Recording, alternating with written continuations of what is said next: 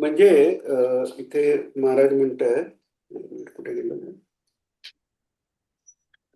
भगवान शंकर हे भवहारक रूप म्हणतात.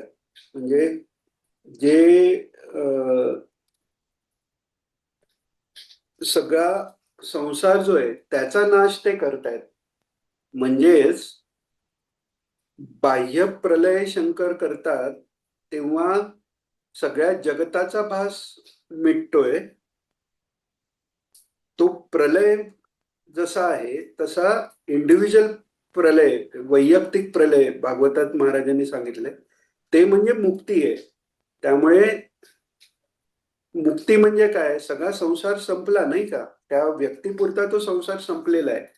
तर त्यामुळे बाह्य प्रलय जसं भगवान करतात शंकर, तसाच वैयक्तिक प्रलय जो मुक्ती आहे ते पण देणारे तेच आहेत. म्हणजे भास रूप सुखाचा भास करणारे आणि तो भास घालवून आत्मानंदापर्यंत पोचवणारे हे भगवान शंकरच आहेत. शंकर हे संहार करते आहेत असे म्हणतात.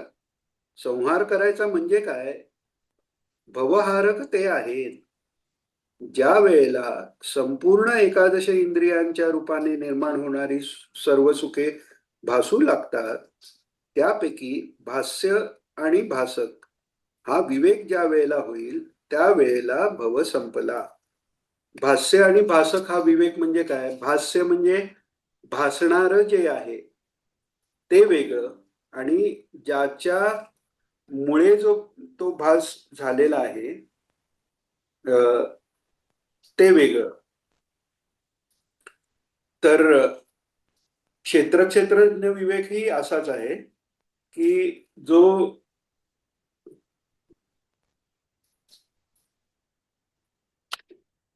एक मिनिट, इथं काहीतरी मेसेज कॉम्प्युटरचा येतो. हा, की भगवान 13व्या अध्यायाच्या सुरुवातीला सांगतात, इदम शरीरम कौंतेय, म्हणजे इदम म्हणजे ज्याचा ज्याचा हे अमुक असा निर्देश केला जाऊ शकतो ते सगळं शरीर आहे. शीर्यते इथे शरीरा, म्हणजे ज्याचा ऱ्हास होणार आहे ते सगळं शरीर, आणि त्याला किंवा क्षेत्र, आणि त्याला जाणणारा तो क्षेत्रज्ञ. तर जो भास आहे त्या भासामध्ये हा शरीर पण भास आहे, मन पण भास आहे, आणि हा सगळं भास आहे ही विचार करणारी बुद्धी हा पण खर तर भास आहे. हा विवेक जर पक्का झाला आणि त्याचा जर अनुभव आला तर तो भव संपला.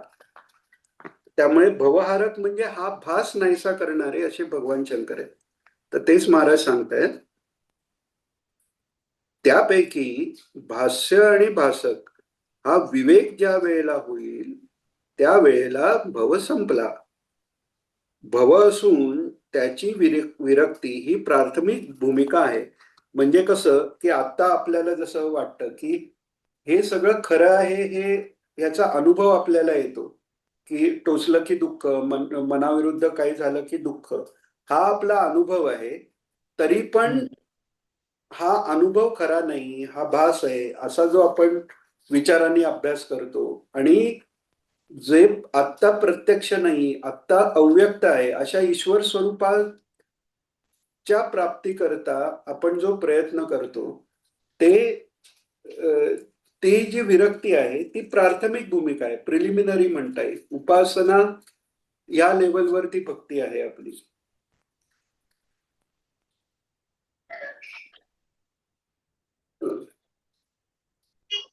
भव असून त्याची विरक्ती ही प्राथमिक भूमिका आहे. वितरेक संज्ञा, एकेंद्रिय संज्ञा, वशीकार संज्ञा अशा वैराग्याच्या योगसूत्रकारांनी भूमिका सांगितल्या आहेत. पुढे कधी वेळ मिळाला तर या संज्ञा पण घेऊ, पण म्हणजे एकदम सोप्या ह्याच्यात म्हटलं तर आत्ता जी स्थिती आहे की वितरेक संज्ञा म्हणजे आत्ता अनुभव नाहीये याच्यापेक्षा, म्हणजे हा सगळा भास आहे तरी पण शब्द प्रमाणावर गुरूंच्या वेदांच्या याच्यावर विश्वास ठेवून त्याप्रमाणे प्रयत्न करणं, ही वितरेक संज्ञा आहे. नंतर एकेंद्रिय संज्ञामध्ये थोडीशी मनाची एकाग्र अवस्था झालेली आहे, तिथे अनुभव यायला सुरुवात झालेली आहे. आणि शेवटी वशीकार म्हणजे सगळे इंद्रिय चित्तवृत्तीचा निरोध झालेला आहे. ते वैराग्य ते खरं वैराग्य आहे. म्हणजे तिथे प्रयत्नपूर्वक काही सोडलेलं नाहीये, आपोआप सगळं सुटूनच गेलेलं आहे त्या महात्म्याचं. अशा या वैराग्याच्या योगशास्त्रकारांनी भूमिका सांगितलेल्या आहेत. आता जसं आपण बऱ्याच वेळा पाहिलं की गीता, एखाद्याने गीता वाचली आणि समजले सगळे श्लोक, म्हणाला मला गीता समजली, तर नुसतं ती गीता वाचून त्या श्लोकांचा अर्थ समजल्यावर गीता समजली असं होत नाही. त्याचा एक्झाम्पल आपण असं घेतलं की 16व्या अध्यायाच्या शेवटी भगवान सांगतात, तस्मात शास्त्रम प्रमाणंते, कार्याकार्य व्यवस्थित, म्हणजे काय कार्य कोणतं करावं कोणतं करू नये, म्हणजे कोणतं कार्य कसं केलं की ते दैवी प्रकृतीचं ठरेल, कोणतं केल्यावर असुप्रती प्रकृतीचं, हे जर कळून घ्यायचं असेल तर तस्मात शास्त्रम प्रमाणंते, म्हणजे शास्त्र प्रमाण आहे म्हणून सांगितलेलं आहे. म्हणजेच शास्त्राचा बेसिक अभ्यास झाल्याशिवाय गीतेचा अभ्यास होऊ शकत नाही. हे जसं आहे तसं महाराजांच्या प्रवचनामध्ये महाराज जेव्हा आता आरती एक्सप्लेन करताना ह्या स्पेसिफिक संज्ञा उगाच सांगितल्यात का महाराजांनी? जर त्यांनी एक्सप्लेन केलेल्या नाहीयेत तर मग नुसत्या का दिल्यात? बरं, नुसत्या नाही दिल्या, त्या कुठे आल्यात ते पण दिलंय. याचा अर्थ जसं भगवान तस्मात शास्त्रम प्रमाणमतेमध्ये अर्जुनाला शास्त्र रिफर करायला सांगतात, अर्थात अर्जुनाचा शास्त्र अभ्यास झाल्यामुळे त्याला तो रेफरन्स मिळाला. पण ज्याचा शास्त्र अभ्यास झालेला नाहीये त्याला कळणार. त्याला ते समजून घेणं आवश्यक आहे. याचा अर्थ हे एवढं का सांगायचं की महाराजांची प्रवचनं जर आपल्याला खरंच समजून घ्यायचे असतील तर पहिल्यांदा असे क्लू सापडले की अंडरलाईन करून ठेवायचं की हे आपल्या समजून घेण्याच्या लिस्टमध्ये हे वाचणं आपल्याला आवश्यक आहे, किंवा हे कोणाकडनं तरी समजून घेणं आवश्यक आहे. अशा पद्धतीने जर अभ्यास होत गेला आणि तसा अभ्यास झाल्यावर पुन्हा जेव्हा आपण हे प्रवचन वाचू तेव्हा ते आपल्याला जास्त समजेल. असं तर वितरेक संज्ञा, एकेंद्रिय संज्ञा, वशीकार संज्ञा, अशा ज्या वैराग्याच्या योगशास्त्रकारांनी भूमिका सांगितल्या आहेत त्यात भाष्यभासक हा बदल लक्षात आला, हा जर विवेक झाला आणि भाष्याचे विनाशित्व जर पटले तर ते हरण व्हायला सुरुवात झाली. म्हणजे तो वेगळं आहे याचा जेव्हा साक्षात्कार झाला तेव्हा ते बाजूला काढायला लागतच नाही. आता हे कसं, प्रयत्न नको का असं कोणतरी म्हणेल, तर हे कसं आहे की स्वप्नात समजा एखादा भिकारी जर असेल तो स्वप्नात राजा झाला तर ते स्वप्न तुटल्यावर ते सुख जातं ना, ते जायला वेळ लागतो का? किंवा उलट उलट उदाहरण, एखादा राजा आहे पूर्ण सुखी आहे, गाद्या गिद्यावर झोपलेला आहे आणि स्वप्नात त्याला दिसलं की तो भिकारी आहे आणि त्याच्या झोपडीला आग लागली आणि त्याला भासतंय आणि तो जागा झाला. जागा झाल्यावर मग ती आग विझवायला काही जसा प्रयत्न करत नाही तसा फक्त अवेअरनेस आहे. सगळ्या गोष्टींकडे नुसतं जरी तटस्थपणे पाहता आलं, जी के प्रधान म्हणून शंकर महाराजांचे शिष्य आहेत, तर त्यांनी तसं ज्ञानमार्गाने जाताना हा अभ्यास केलेला आहे. त्यांची पुस्तकं पण त्याच्यावर आहेत.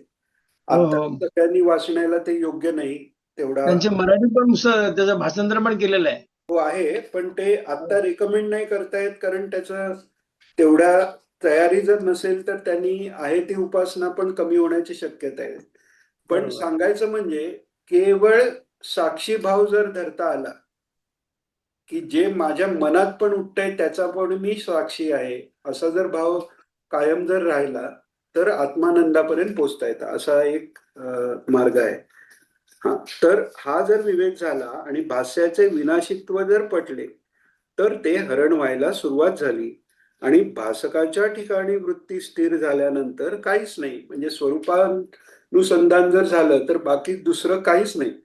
महाराजांनी आपण सायक्लोस्टाईल प्रवचनातल्या सुरुवातीच्या प्रवचनात वाचलंय की महाराज तुकाराम महाराजांबद्दल म्हणतात, एकदा रामकृष्ण हरी एकदा झालं सुरू की अन्न पाणी कशाचाही संबंध नाही, त्याच आनंदात ते गेलेले आहेत. तसं स्वरूपानुसंधान जर एकदा झालं की मग बाकी सगळ्याचा काही संबंधच राहत नाही. असं सांगतात की भगवंताच्या रूपाचं, सगुण रूपाचं ही वास्तविक दर्शन जर झालं एकदा, तर हा संसार राहूच शकत नाही. इतकं ते आनंदकारक आहे की मग या संसारातल्या कोणत्याही सुख हे सुख वाटणारच नाही. म्हणजे जसं आपण समजा मूठभर साखर खाल्ली आणि मग नंतर समजा एखादा गोड पदार्थ खाल्ला तर तो गोड लागणारच नाही. तसं हे कमी आहे. लागतो. तो त्यात इतका आनंद आहे. आणि यांचं गुरुदेव रानड्यांचे गुरुबंधू आणि गुरुप्रमाणेच अंबुराव महाराज त्यांची गोष्ट सांगतात की त्यांना एकदा म्हणजे एका स्त्रीबद्दल खूप मोह निर्माण झाला, परस्त्री बद्दल, आणि त्यांना ते कंट्रोलच करता येईना खूप. तर त्यांनी जाऊन त्यांचे गुरु जे उंदीकर महाराज त्यांना सांगितलं की असं असं होतंय मला म्हणे. तर ते म्हणतात त्याच्यापेक्षाही सुंदर रूप जर मी तुला दाखवलं तर ते हे सोडशील का? तर बोले हो सोडेन की, मग याच्यापेक्षा सुंदर मिळालं तर काय. आणि ते त्यांना भगवंताचं दर्शन करून देतात. हो एकदा हो. भगवंताचं दर्शन झाल्यावर मग काय की झालंच मग ते. ते आणि राहणार मग नाही. ते सत्पुरुषच झाले. म्हणजे तर ती बरोबर. वेळ आलेली होती त्यांची. जसं अ, अ, यांचं तुलसीदासांचं नाही का, एका प्रसंगाने ते हो. बदलले, तसं ते हे बदलले. तर तसं ते खूप, तो जर आनंद मिळाला तर हे बाकी सगळ्यात रस वाटणं शक्यच नाही. भासकाच्या ठिकाणी वृत्ती स्थिर झाल्यानंतर काहीच नाही. आत्मतत्व ज्ञान झाल्याबरोबर अविद्या व अविद्येचे कार्य नाहीसे होते.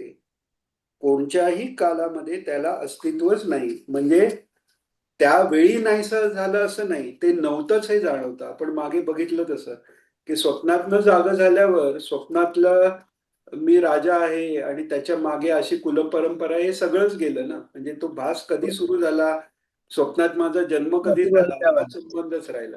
असं. चालेल, आता नवीन पॅरेग्राफ सुरू होते, तर इथेच थांबूया. 11:30 होत आले. कोणाला काही विचारायचं आहे, काही शंका किंवा काही समजलं नाही आणि पुढच्या वेळी ते थोडंसं जास्त घ्यायचंय तर सांगू शकता. मला मला सुरुवातीला तू वाचलंच नाही ज्यावेळेला, हा ते एखादं चुक त्यावेळेला तर 40 पानावर वाटलं मला. 40 पानावर होतच असं मला वाटलं त्यावेळेला. हा आणि नंतर तो एकदम 43 पानावर गेला, 42 पानावर गेला का वाटलं. कारण तिथे पण तिथेच आहे, एकादश सुख भास कमी, हो तेच हो वाक्य घेतलंय बघ. हो हो. नाही, हा. सुरुवात 40 पासूनच केली. ते एकादश सुख दोनदा घेतलंय महाराजांनी. हो, ते दोनदा घेतलंय. परतच महाराजांनी ते पुन्हा थोडं पुन्हा कॉम्प्लिकेटेड एक्सप्लेन असल्यामुळे केलं पुन्हा त्याच्यात. हा. एक्सप्लेन केलेलं आहे. हम्म. त्यातलं काही विचारायचं आहे का? नाही नाही, म्हणजे ते दोन्ही वेळा मी पाहिलं, ते दोन्ही वेळा आला, बोललो असं आलंय. आणि बोललो तू एकदम खाली आलास का, कसं काय आलास, पुन्हा बघितलं दोन्ही ठिकाणी आहे ते. आणि मध्ये तू ह्याचं पण वंचं पण उदाहरण घेतलं नाहीस ना मध्ये, असं वाटलं मला. कोणतं हा. माहितीये का? कोणतं? आपलं, एक मिनिट, चांगदेवांचं उदाहरण तू घेतलंस काय वेळेला? हो, घेतलं ना. हा, बरोबर.